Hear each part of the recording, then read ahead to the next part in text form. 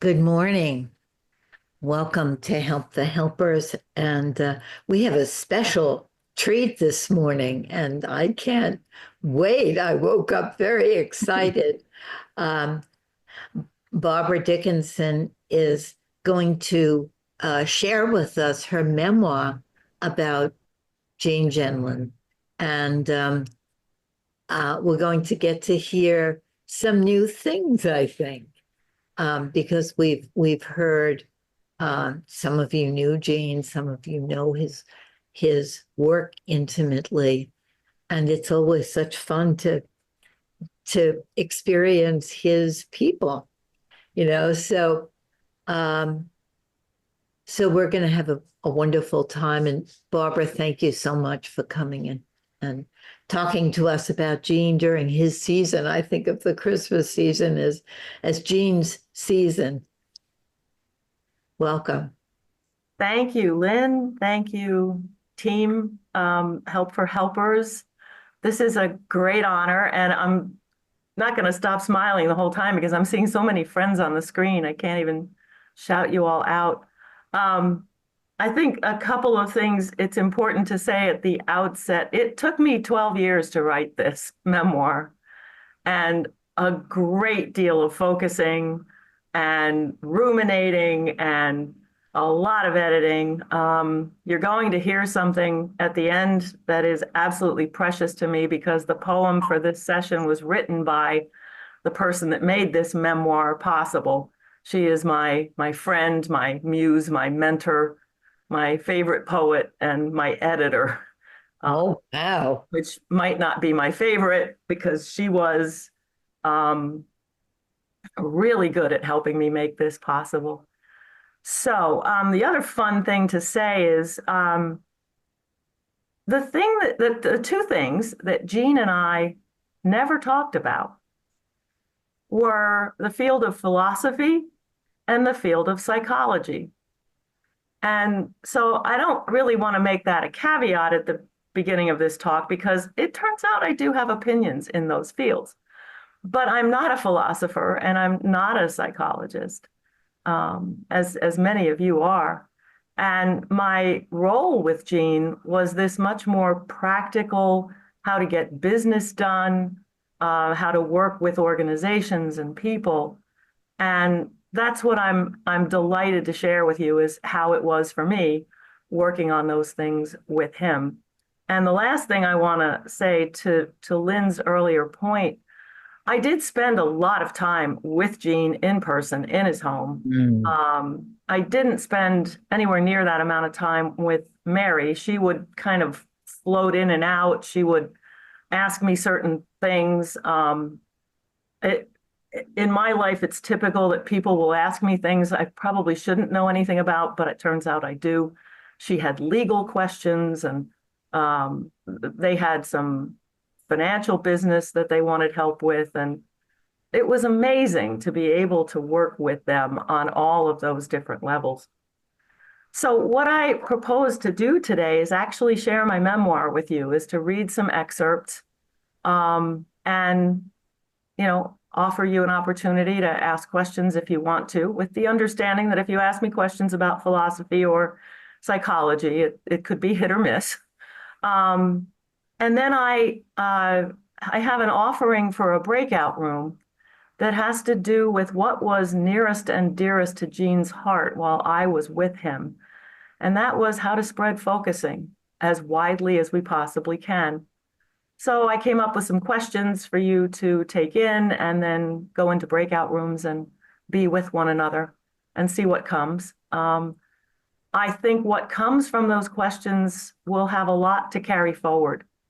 And hopefully there will be an opportunity to do more with that. And so that's kind of how we're going to spend our time. And I guess what I would like to do is start by reading one of the excerpts, which is entitled, How I Came to Work with the Gendlins. When I first met Gene, I was in awe of him. The little contact I had with him individually was not really enough to form a more extensive opinion until I was asked by a member of the board of directors of TFI, as it was known then, to draft a strategic plan for the Institute. That assignment brought me into direct contact with prominent members of the focusing community, especially Gene, his wife Mary, and members of the board. The results of my work are published on the website of the International Focusing Institute for those interested in knowing more. After I completed my board assignment, Gene asked me if I would continue working with him and his wife because, as he said, I do not know anyone who thinks like you. He found my way of thinking and expressing myself to be unique, which is one of my favorite compliments. I was honored that Gene and Mary asked and embarked on a bit more than a year of interactions with them. It turned out that Gene was looking for someone, and he chose me in that moment, to hear his ideas about bringing focusing to people and organizations that had never heard of it. He especially wanted people with a penchant for implementation to bring his ideas to fruition. While that had been a hallmark of my career, I had no idea what was in store when we began these discussions. Gene's ideas about so many things were brilliant. His ideas about how people functioned in organizations, however, did not match what my experience had taught me. What was missing, it seemed to me, was hands-on experience managing people to achieve the desired outcomes. He never spoke of any observations of how people reacted or interacted when placed in a variety of typical project management instances. At least if he had such experience, it was not evident in my time with him. He believed in people at their best in a lot of ways, but he wanted someone, me, with the knowledge, skills, and experience to implement his decisions about which people should accomplish desired outcomes together. At least that was what he hoped I would accomplish. On the other hand, I thought I was signing up to give advice as a consultant, not to implement multiple disparate projects.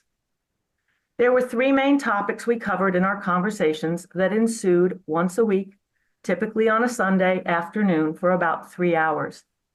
The first topic was what Gene called his project for projects. That's described later in the memoir. Besides philosophy and psychology, Gene was fascinated with economics, organizational behavior, and something that might be called marketing plus, the process by which one presents one's creation to the people who will be interested enough to invest in it financially. The third topic was repair and maintenance of their finances, their home, and to some extent their daily living. These private details were discussed at length, but will remain confidential. So I will stop there and ask if anybody would like to ask a question or a clarification. That's probably the longest excerpt I'll read, so if you were getting to the edge of your patience, it won't be that bad.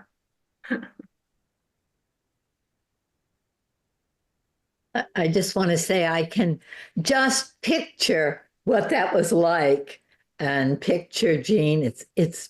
I love the way that you portrayed it. It's very alive, and it feels it sort of feels very familiar to me, that feeling of being with him and in his house and all these brilliant projects and all these problems and a kind of combination or interweaving of naivete and astounding brilliance. Oh, I love that combination. That says it perfectly. He would often, I would say something to him and he'd say, "Really? I've never heard of that." And I remember thinking, no, that can't be true. You know everything. How can you not have heard of that? Castle, I see you have your hand raised, and I'll come to you in a minute, but I want to say, I'd like to paint a little bit of a picture.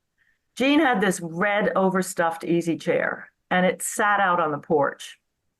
And he had a little table next to it.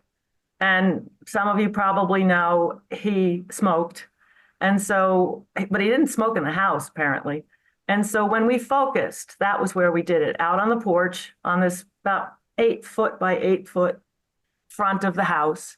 And Gene would sit there sort of slouched in his easy chair with his cigarette. And I would sit there very proper, sitting up straight in a folding chair. And that was where we would do our focusing. And then when we were talking about his projects, we were in the living room. And the living room, as I remember it, was kind of a sea of yellow legal pad pages. Yes. All over the place. And every once in a while, he would say to me, I can't get these organized. Can you help me organize them? But we would last maybe 10 minutes on that before he would be off on another topic and we would be discussing something else and I would be taking notes. And so we never did get to a place where the sea of yellow papers was organized. Castle, you wanted to say something? Hi, Barbara. Nice to see you, and nice to see you, Lynn. Yes. When I read, Katerina sent your paper, and so I read it, and then as you were reading it today, I I hate to use a label, but it's a perfect description of someone with ADHD. Oh, absolutely perfect. And I know it for myself. I am the same way. All those legal pads have papers everywhere. I have that same, overabundance of things I would like to put into the world, but inability to carry them forth, and absolute awe of people who can do it, like he had with you. I mean, I'm like, oh, this is great. Good morning, everybody. It's BJ. Thank you, Cassell, for doing a little official welcome. Barbara, thank you so much for making this a public document for us. In so many ways, I see dovetails with Lynn's current work and that yearning to bring, Lynn, excuse me if this isn't correct, but a kind of a third leg to the three-legged stool of Gene's work, from the understanding single person focusing to dyadic focusing, and then to somehow add that third leg of the world, of a group, of something, so that then focusing had something to stand on, something flat to stand on. And for you, Barbara, I want to ask, the words that came to me were visionary, that Gene was a visionary, and he saw in you a kind of a real world acumen that he needed. Could you say more about that? It's a wonderful question. Somewhere in the memoir, I mentioned that he and I had a conversation about different personality assessments. And the one that elicited the funny comment from Gene was the Myers-Briggs. He claimed he didn't know anything about it. I choose to believe him. And so I described it to him. It's something I'm trained in. So I gave him the basics, and I said it breaks the human personality down into 16 different sort of buckets. And he laughed out loud and basically said something to the effect of, what hubris to think that we could reduce the human personality and all of its complexity to 16 buckets. and Myers and Briggs and all that went into it was dismissed with one wave of his hand. But I also work with the Gallup strengths philosophy, and my strengths are almost all in the area of thinking and visioning and things like that. And I got in trouble at work because I was always painting pictures of a future as if it existed today. And I think that Gene and I had that in common, because we could spin stories about what would happen if we brought focusing to the New Jersey Education Association Union of Teachers, and how we would get 200,000 people interested in focusing, and they would take it back to their schools, and everybody in New Jersey would learn focusing. I live in New Jersey. That's why we use that state. It hasn't happened, and it's not because I didn't try. It turns out it's a lot more complicated, and it requires a bigger team than me.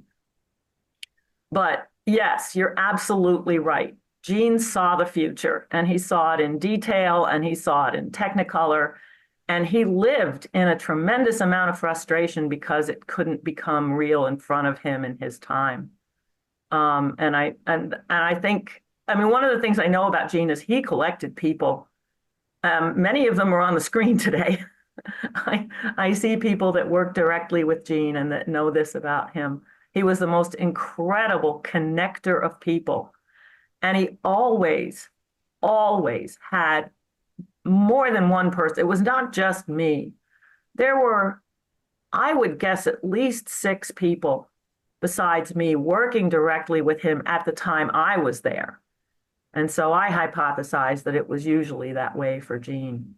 I kind of wish we could form an alumni association and get together and share our experiences to paint a more complete picture, because there is no biography of Gene that really gets to the heart of the man for all of us to share, at least not that I know of.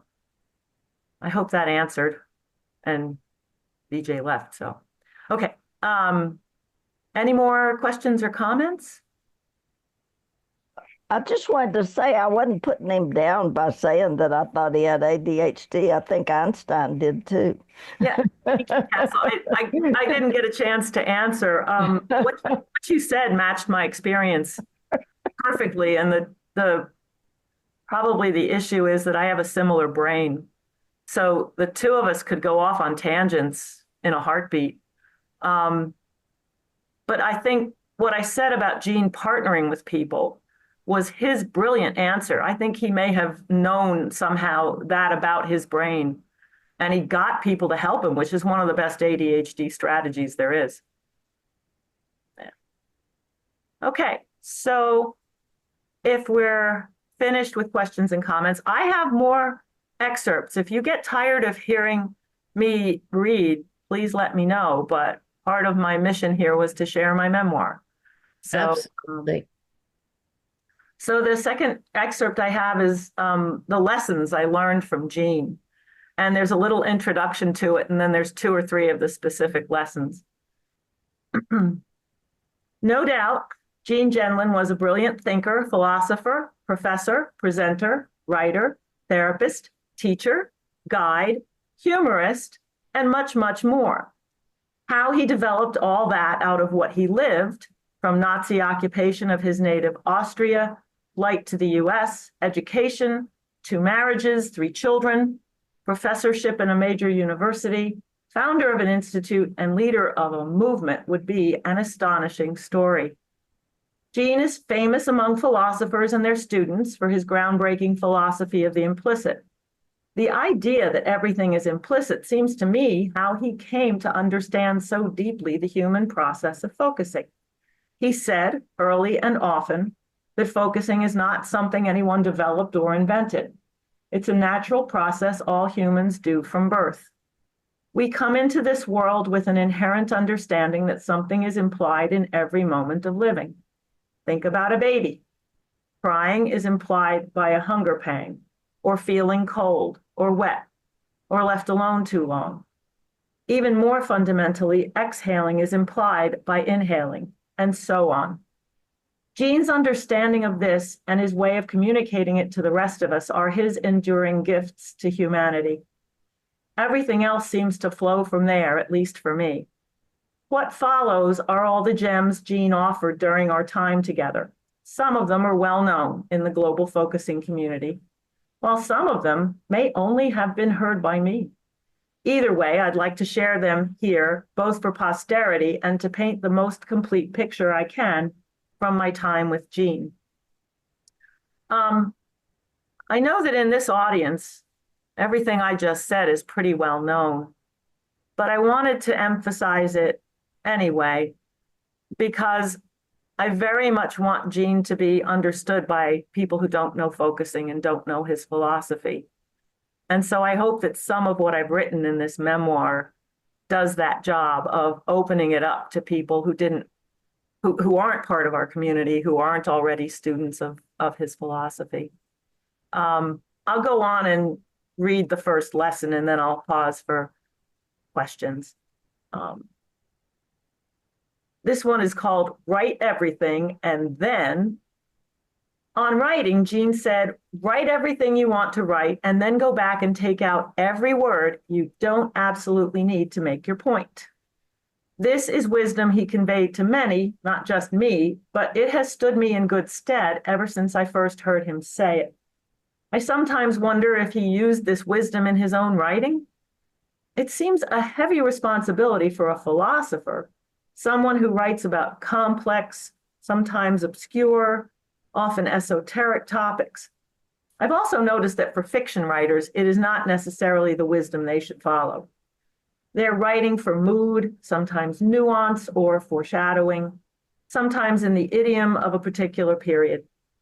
I could edit out many unnecessary words, but the spirit, mood, or undercurrent of the piece could be ruined. However, in business writing, research writing, ordinary correspondence, or anything for which understanding on the part of the reader is crucial, this wisdom is pure gold. And I'll pause there. And I wonder if any of you have anything to say about that, if you've ever heard that before, especially from Gene.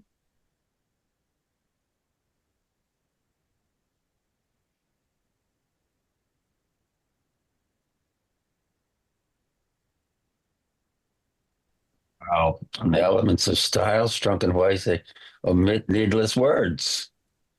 Ah, so it wasn't original Gendlin then. I don't know if we've got it from Strunk and White or not, but yeah.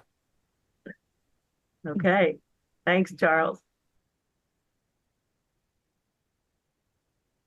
Well, it leads directly into the next one. And this is not one where he was conveying wisdom to me. He was yelling at me. One of the things that Gene was brilliant at, among the many, was connecting people. And of course, because he was Gene, people were trying to connect with him all the time. I don't really have a sense of the volume of emails, but I know that people were writing to him on a regular basis. They wanted to talk to him about one thing or another. And one of the things it turned out, I didn't sign up for this, but it was what he wanted me to do, was that he wanted me to reach out to some of these people and have a conversation with them. Let me read the excerpt. Your emails are too long. Just write, I want to connect with you. This is something he said to me in considerable frustration about how long it took me to write emails. I wanted to explain why I was connecting, when all he wanted was to connect with people now. And he was right. I have employed his wisdom over the years since, and it has helped me make connections easily, quickly, and effectively where I used to agonize, sometimes for days, weeks, or even months over what to write. And there's one little story I'll tell. There was someone who contacted him, and he never told me why, which I'm not sure he always knew why. I think maybe people wrote to him and said, I want to connect with you. And he said, go connect with this guy. But it was towards the end of our time, and I never got a chance to do it. Probably 2 years later, I was looking at an invitation from, I think it was the New Jersey Human Resource Planning Group that I had belonged to while I was employed. And I had one last ticket, and they had this event, and it was about teaching mindfulness to executive leadership. And I thought, oh, how fascinating. I think I'll go. And I looked at the picture of the guy that was going to talk, and I read his bio. Oh, isn't that interesting? So I went to this hotel not far from here, and it was before the speaker was going to begin, and I was looking for the coffee cart, and somebody pointed me over there, and I turned around and I walked right into the speaker. Literally bumped into him, stepped back, and I said, "Oh, I know who you are." And he said, "Well, who are you?" And I didn't usually do this because of the job that I had, but now that I wasn't in that job anymore, for the first time in forever, I said, I do this thing called focusing. And I had this cute little elevator speech to give him about focusing, but he burst out laughing, which was unexpected. So I sort of stopped my elevator speech and I said, "Why are you laughing?" He said, "Well, if you sit down and listen, about halfway through, you're going to hear me talk about teaching focusing to executives." He and I, and so he did exactly that. And in the middle of his talk, he stopped and he said, "Did I get that right, Barbara?" And in front of 40 people, I got to say what I thought focusing was, which worked. He and I went on to form an association for a few years. We sort of peer coached each other. He is a professor of leadership at Claremont College in California. He's well known in certain circles. He's got TED Talks and YouTubes out there. His name is Jeremy Hunter. And that was one of my best stories of connecting with somebody that Gene wanted me to connect with, and it didn't even happen while I was meeting with Gene directly. So I'll just pause if anybody wants to comment there or has a question.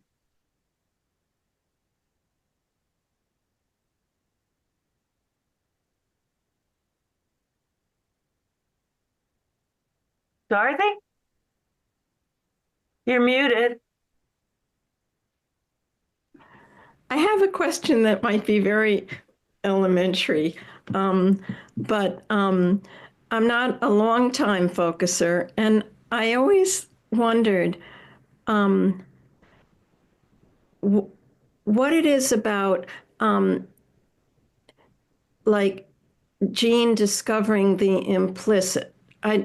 I never quite understood that aspect. It seems like the implicit is could be a primary way of thinking. Like, I think self-psychologists use it a lot. I remember Lynn writing a paper on it many years ago. And could you just help me unpack that a little bit? Because when I went to study focusing 2 years ago, that was like the basic piece. It came up over and over again, and like in every lecture.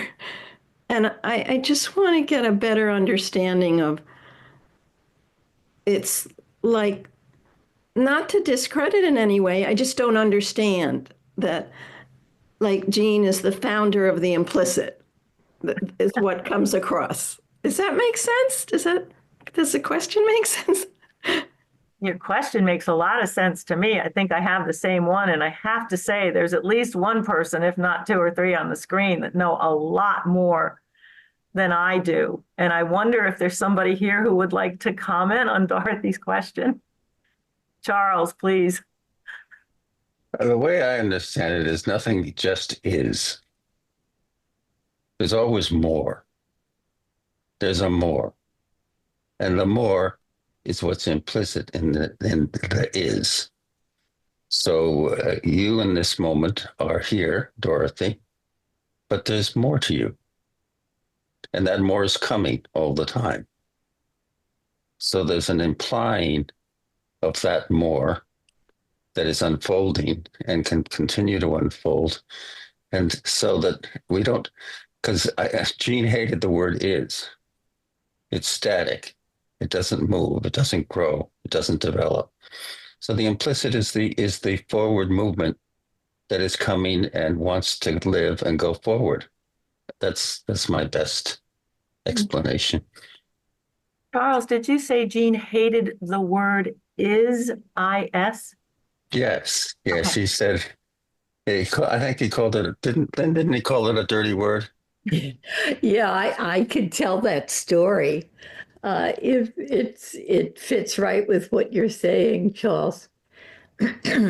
I used to go and visit Jane with my partner Ellen, and she was in the kitchen making, uh, setting up bagels and lox that Jean loved. And Jean was uh, all into the class he had just done um, with Anne Weiser Cornell, and he said that one of the students had said that you that focusing that you oh, what was it, that you have to have, for focusing to be complete, you have to have an action step.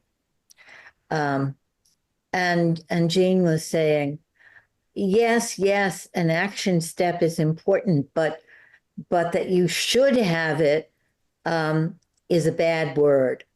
And I said, oh, I know what you mean.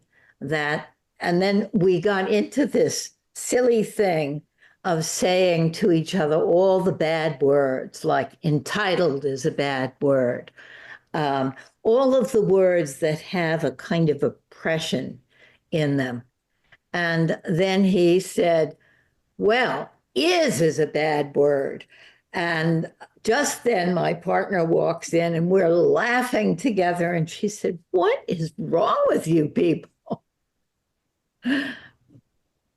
But is, for Jean, is that everything is becoming, nothing is,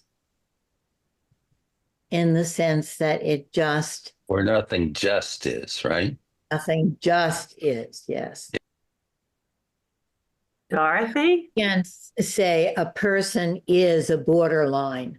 I mean, Jean thought that was the most, these diagnostic things were silly and destructive, because nobody is a borderline.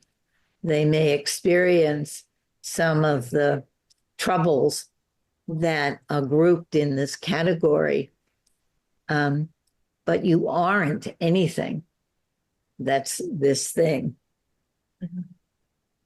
Wow. Dorothy, I'm imagining your question was well and truly answered. Yes, I really appreciate the answers, and it has my mind going. And this, my personality is like around, there's always something that I don't grasp, and I'm not going to get it. You know, I'm just not going to get it. And breaking it down this way, it's very helpful. You know, it's like a child with these simple questions that they ask over and over again. And there's something developmental about the whole process. Oh, yes. I appreciate this conversation. Wonderful. We're all children of the implicit. Mm. Like in the Seder, asking the questions. All right, I have one more of the small lessons to read to you, and then the big lesson. This small lesson, I know that he didn't hear this from anybody else, and that I don't know if he ever shared it afterwards. I doubt it, but it's called "Your Facts and My Facts Do Not Match." I once said to Gene, "Your facts and my facts do not match." This is something a coach taught me. Gene expressed astonishment at the simplicity of this and said, if I had known that 20 years ago, relationships could have been entirely different. I was using this concept in interactions about business, but he also applied it to personal relationships, something that had not yet dawned on me. I can assure you, I use it in all relationships now. I do not know if Gene ever used this aphorism again, but I use it all the time and commend it to anyone who needs to find common ground with another person. It honors the notion that we cannot convince another person to abandon falsehoods until we acknowledge that they have as much right to the chokehold they have on what they consider to be facts as we have to our chokehold on what may or may not be verifiable facts. The two processes are different and separate. How tightly I hold my facts versus whether they are verifiable facts needs a different approach to reach forward motion in life. Otherwise, it is a war of opinion, which cannot be won typically without violence. I give a deep bow to focusing for helping me to learn these truths and figure out what to do about them in my daily life. I'll pause there for a comment before I move on to the big lesson. What comes, Lynn? Oh, I think that's beautiful. Donata Schuler said in one of her talks, and she didn't say a lot about it, and I want to connect with her and ask her, but she said that she felt that we were in a post-factual era. And not that there aren't any facts, but that there are infinite facts, and our stories of what is and what's becoming are how we connect those, like the Big Dipper. And there's something very important about really looking at the whole issue of facts and how we rely on them to prove our reality. Wow. Yes. I think you'll like the next excerpt too. Barbara, I wanted to say, it sounds to me, it might sound like that's the end of a conversation, but I think it's the beginning. Yes. Well, if I say my facts and yours differ, that could be like, okay, let's agree to disagree. But if we say, well, our facts differ, I wonder why. What's making me think this and you think that? Then we have the beginning of a conversation. So it's a way of how do we approach the fact that we have quote unquote different facts or different things we believe to be facts. Right? That's agree. I'm debating. I think maybe what I should do is read the next excerpt because it speaks to this directly. And then maybe we have a little bit more discussion. Yes. I called this one the biggest lesson. Gene and I had a significant disagreement because we each believed a version of the facts that was not entirely accurate. The details of the conflict do not bear retelling, but the resulting method of resolving the conflict is worth sharing. Each of our beliefs about the other contained a grain of accuracy, what could be verified. But the rest of what we each believed was a story about the facts and a misrepresentation and misinterpretation of both the intentions and the actions of the other. We took a break from our work together when the conflict surfaced. The conflict was too big for either of us to hold and keep working. It was Gene who called to say that he wanted to resume our work but did not know how. All I knew was that I wanted some kind of balance in the resolution of the situation. I had too much experience with so-called conflict resolution that produced seemingly endless tirades and accusations.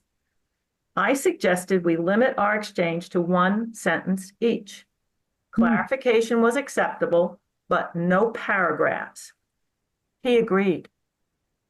It took us many weeks of these exchanges before we came to a mutual understanding that worked for us both. This method for resolving conflict is something I believe has wider applications, so I presented it to the focusing community at the International Focusing Conference in Switzerland in 2013. The identity of my partner in developing the method was not revealed at the time. Since all this happened, I have studied interactive focusing substantially. I believe what Gene and I did relates to the kind of empathic listening Dr. Janet Klein put forward in interactive focusing. I'm inspired both by this experience with Gene and by my studies of Klein's work to bring to more people this kind of help for difficult interactions. And I'll say just two quick things, and then I would love to hear from you. The conflict that we got into had to do with what he and Mary asked me to do to help them with how they were living, how they were spending their money, and how they were handling their legal affairs. And I'll just give you a couple seconds to pause and contemplate what that entailed. Mm. And I can tell you one thing. I had an investment advisor and an attorney and an accountant who were all well qualified and well reputed, who were ready to help them. And all I needed was a letter that said that they could talk to me, not do anything, not let me spend their money, not nothing, no actions, but just that people could talk to me about the Gendlin's business, that the Gendlins said that I was authorized. And Gene wouldn't sign that letter. And it was because of something deep in Gene that if you knew him at all, you knew that he had a distrust of the state, of large organizations, of anything controlling. So I was never able to really help them, but I got involved in one aspect of their living. And I guess the thing to say to keep confident is it got misreported to them by somebody else. And Gene had this difficult reaction to it that he brought to me, and that was the conflict. So it was deeply personal. And basically he fired me. He said, I can't work with you anymore. But then he came back, which is, to me, is one of the biggest miracles, that something in him changed and he was able to come back. And that was what led to this one sentence. And the other thing I want to say is, since then, I have been working as hard as I can to spread interactive focusing, as some of you may know. Sandy Jahmi Burg has given me a home for what I do. And we have changes meetings for interactive focusing. There'll be a video workshop to learn the steps a little better. And I want to make sure people know how to do it. So, anybody have a question or a comment about all that? Thank you, Lucy. Yeah, I could say something. Please. Just how important this sounds and feels in this moment where there's so much division in the world, so many different facts, different ways of holding the same facts or different facts. And I'm just starting to see the very, very first signs of some people online starting to be curious, be interested about what's going on. I guess the people that I've seen are people who would have voted some in the USA for the Democrats, and who are just a few starting to be curious about what happened with people voting for Trump, and then some people coming out and sharing their experiences of why they did that. And it just feels like, yeah, this is such an important moment to find ways to stop othering each other. And kind of, it feels like when we're doing this othering of one another on this bigger scale, well, kind of out there in the world as well as in our homes, it's now feeling to me like we're kind of doing for free the work of just a very few people in positions of power who, you know, it feels to me like there's this kind of divide and conquer strategy that's working very well. And when we do that with each other, we're actually just doing the work for free that's actually creating so much division in our societies instead of us coming together and working together. I understand there are books that are written about what you've just said, that there is something large afoot, and to be awake to recognize it and to respond to it. Whoops. Why did the screen do that? Oh, there's Lucy. It just rearranged everybody. The word that bubbled up in me was the word trust. I'm not sure we talk about it enough. But that, for me, is a lot of what underlies this. And I remember that when Gene called me up to tell me he was, firing me, what he said to me was, I don't trust you anymore. And that was the first moment that word had been used. We had never talked about the trust that had to be there. I guess it was implied as I worked with the master of the implicit, but we had never discussed it. But he was able to say emphatically that it had been broken. And then, and I don't even know if I thought about this until today, we rebuilt it through that process that we engaged in. And I think as I listen to you, that's what I'm hearing is we don't trust each other. And it's because perhaps we're receiving messages about the other. And then what happens inside is a breaking of trust. And so the real question is, how do we rebuild trust? Wow. Charles, you had something to say? I just wanted to respond to Lucy, but now that you said that, that seems so crucial. How we build trust. And I notice it in myself. People come to me and tell me all these stories, and I start thinking, oh, that's probably a conspiracy theory. And I find it very hard to listen to say, well, maybe it isn't, maybe it isn't. I have to hold back a little bit. My immediate reaction, that's a conspiracy theory. It might be. I mean, there are these baseless theories. But the other point is that I have a number of clients who voted for Trump, and we have conversations. And one thing that Lucy said was I say, well, this is keeping us divided. And that works to the advantage of certain people that neither of us want to have controlling us necessarily. And there's usually a common ground there. Oh, they call it the hidden state. I might call it capitalist, multi-billionaires or whatever. But we can agree that this state of division and us fighting each other really doesn't work to the advantage of either of us. That gives us some common ground for at least saying that we have some shared interest in trying to understand each other. And I find that a good starting point. But I think your question, it goes even deeper, Barbara, about the question of broken trust. We talk about political divide and polarization, but maybe we should be talking about broken trust. And I'll leave it at that. What I found in this one sentence exchange with Gene was that one of us would say something like, you did this or you said this. And that was all you got, because you only got one sentence. And then the other one got the chance to say either, well, that wasn't exactly what I said, here's what I actually said.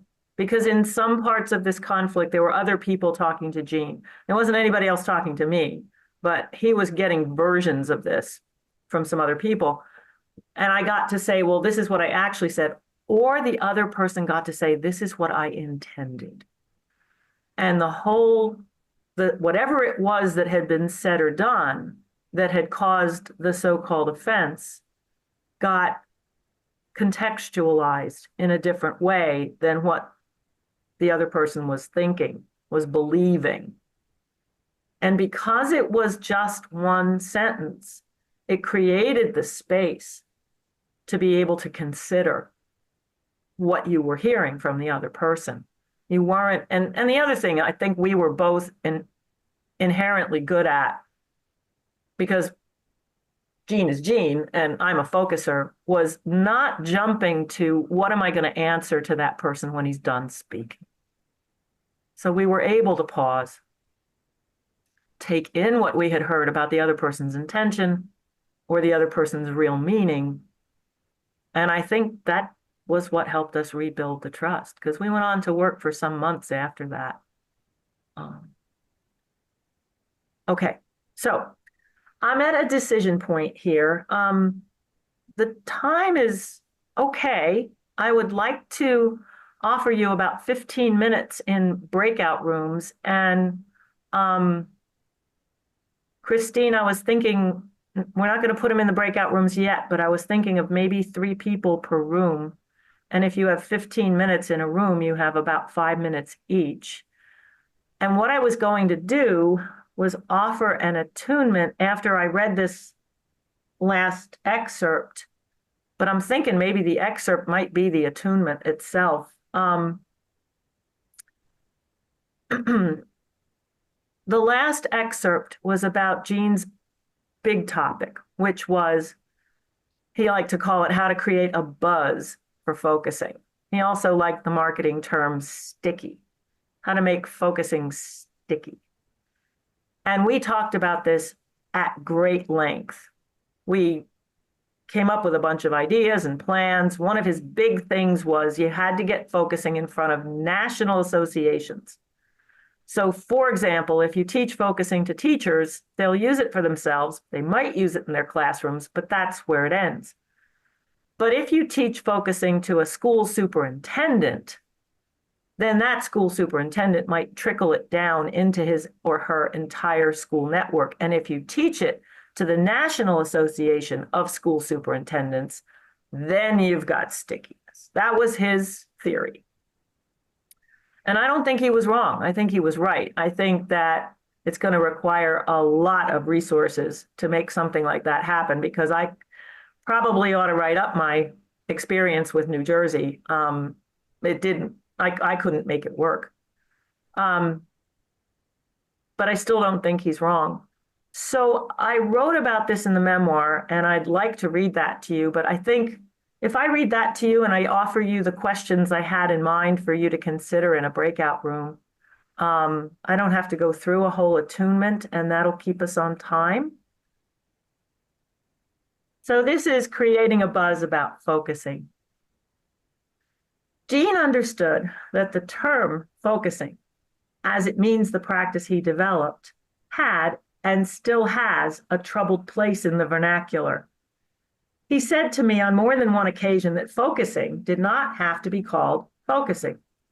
We could call it something meaningful to any audience, but whatever word or words we used should inspire people to embrace the practice. He further believed that a professional public buzz about focusing could cure a lot of ills for TFI and the global focusing community. He never said he had a clue how to do it, although he did offer that calling it focusing was part of the problem, as the word itself has public meanings that confuse the buzz. Since the time we had these conversations, I have observed many offerings that use different, hopefully attractive language to describe what will be delivered, presumably in the hopes of attracting audiences with the needs that these services, based in focusing, can provide. It raises another in a seemingly endless string of interesting questions. How can one know if focusing has taken hold, generated buzz, or become sticky if it is not called focusing? Does that matter? Gene said he liked the idea of stickiness. This is a concept marketing professionals use to describe the process that makes a product take hold in the minds of the target population. Stickiness is a good thing if what you are selling is beneficial. How to make focusing stick was what he and I were all about. Gene asked an important question, which I will paraphrase here. Where we know focusing will make the whole thing better in any given field, how do we attract, motivate, support, and empower enough people to accomplish the task, especially since we believe we cannot provide anything like adequate compensation. And since the kind of people attracted to focusing often lack the business acumen essential to success.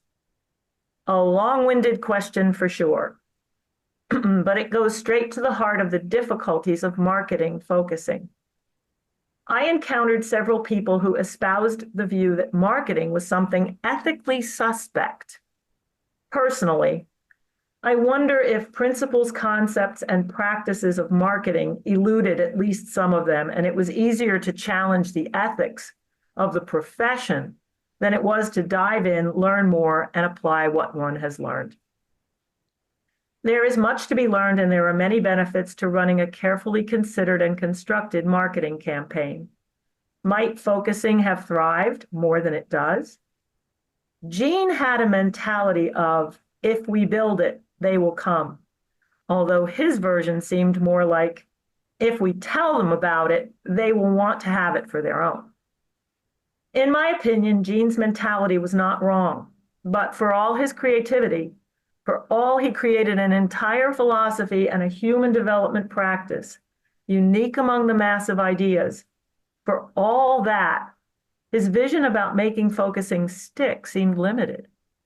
He had the futuristic ability to see the world differently, with focusing embedded in many environments. But he seemed to become disheartened, even resistant, when talk turned to how to achieve that.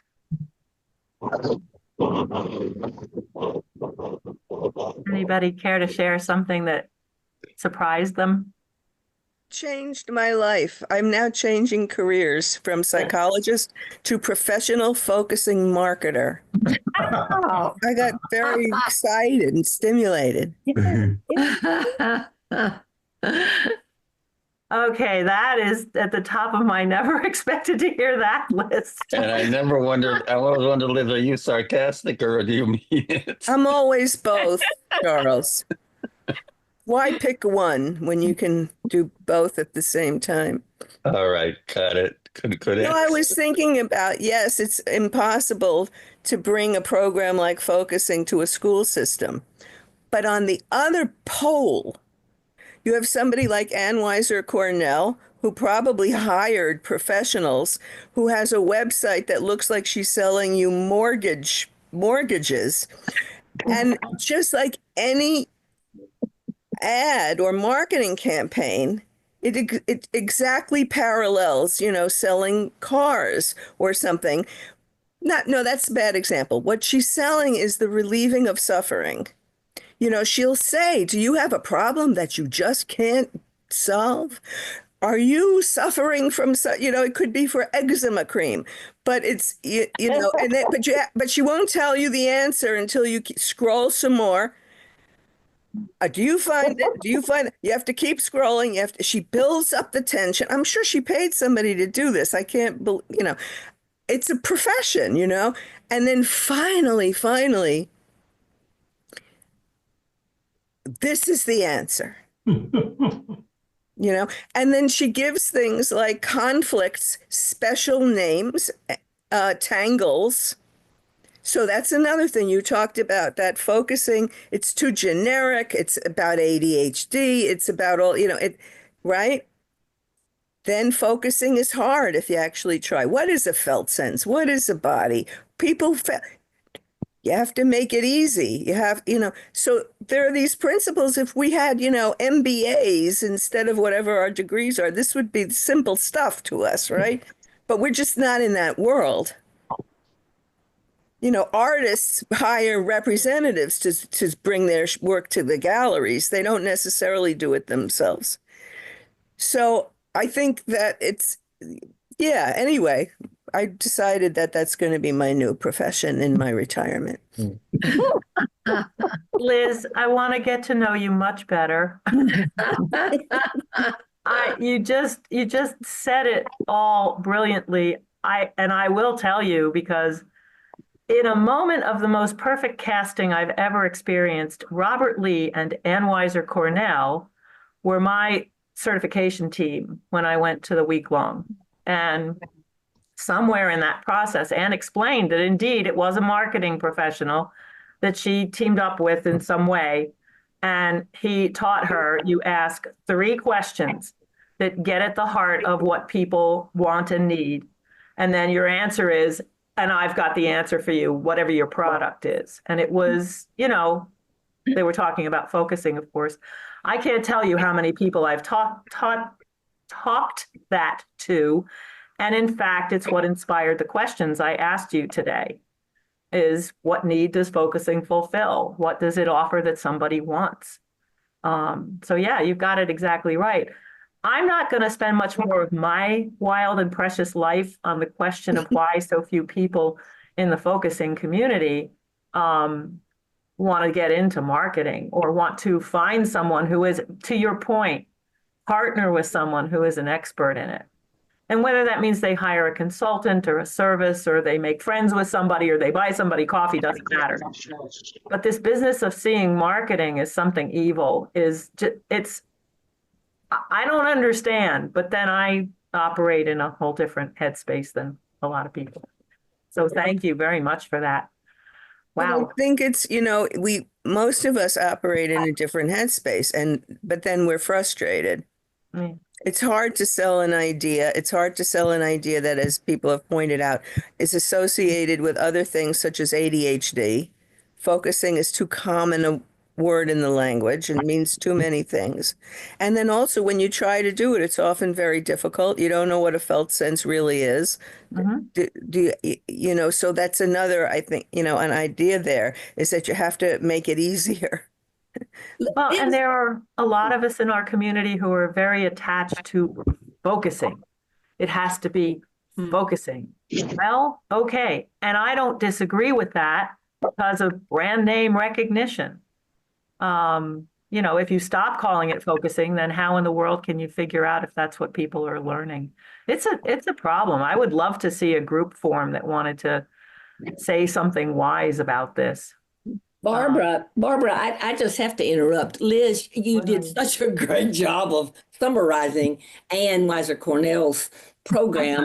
And here we are with Kevin in Ireland, who would be, in my mind, the second person who is most organized, maybe in spite of himself, in terms of people knowing whole body focusing and commitment to it and teaching it. And I'd love to hear from you, Kevin, if that's not too intrusive. It takes me a while for that question to sink in and make an answer. Well, I work closely with Kevin, and I'd like to respond to that. And one of the ways that we not market, but share whole body focusing is there's 2 different online products. I have a blog. One of the other group has a informational website about focusing. What I find with the blog is it tells me who looks at this blog and where are they from. And there are people from at least 60 countries that read the blog, that read 5 or 6 of the articles on the blog on a regular basis. And basically what we do is share our work with people, and that gets somehow into Pakistan, into Afghanistan, into China, into all places in South America. I'm surprised. I don't do any work. I don't try to do that. It just happens because what we do is so good, and people who experience it share it with other people, that we're known, but we don't have any way to quantify that. It's that we don't really know how many people focus. And that's the case with like a whole body. Kevin's not a marketer, but this concept is spread all over the world. Yes. Diana, you're maybe giving an example of attraction. Yes. That there's something about putting it out and whatever that energy, frequency, whatever, that people are picking that up and are coming in that way. And that's working out successfully. So if there were a group taking up this question, one of the things they might do is a case study of how whole body focusing spreads so fluidly around the world. I also want to say 2 people have their hands raised, and we have about 4 minutes left, and I have 2 more things to say. So Charles and Nashira, if we can hear you quickly, because I will Okay. say my poem and I will say my closing. Well, I can say mine very quickly. I think that maybe we should. Problem is, there's so much marketing happens in our society that is manipulative. So we need to. I think I would like to work the word connecting with people and their needs. Prefers the word marketing is very loaded, unfortunately, and Anne talks about marketing in a way that meets person's need. That means listening, empathy. That all becomes part of Amoka, but that's the connecting process. And yeah, and I think that's in a sense, without consciously, Diane is talking about that they're connecting with people and it's meeting their needs. And so that works. But if we're trying to push something on people, sell them a product, they get suspicious, and rightfully so. Absolutely. And there's nothing I will ever say that has to do with focusing on anybody, because I know that doesn't work. Nashira, I see you put your hand down, but was there something you wanted to? I was just going to share what Charles had put in the chat, which was, I felt like it was in response to after Liz spoke about the procedure of the website. To me, when I see websites like that, there is like a fear that kind of comes. Those questions, do you have this problem? Do you have that? Go scroll. There's something when I get there that stops, that I'm like, oh no, they're trying to do something to me. Yeah. Yeah. So when Charles put in the chat the connecting piece, I just thought that was nice.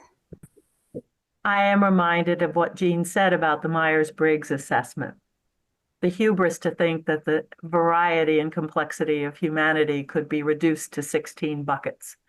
And I think the most important idea is that we never want to think that there's one approach that will work for all people. We want to connect with people and find out what can they use, what will help them, what do they want, not what do we have to push into their laps. I would like to bring this to a close with 3 things: my appreciation, the last excerpt, which I would dearly like to read, it's not that long, and the poem that my friend wrote especially for this occasion.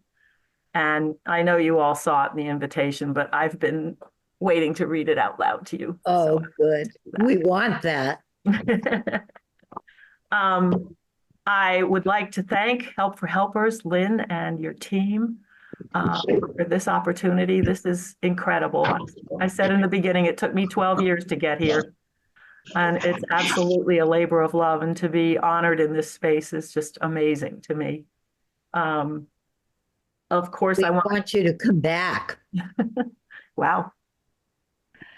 I want to thank my poet, Anne, who's here in spirit. And I want to thank my other editor, Lisa, publicly.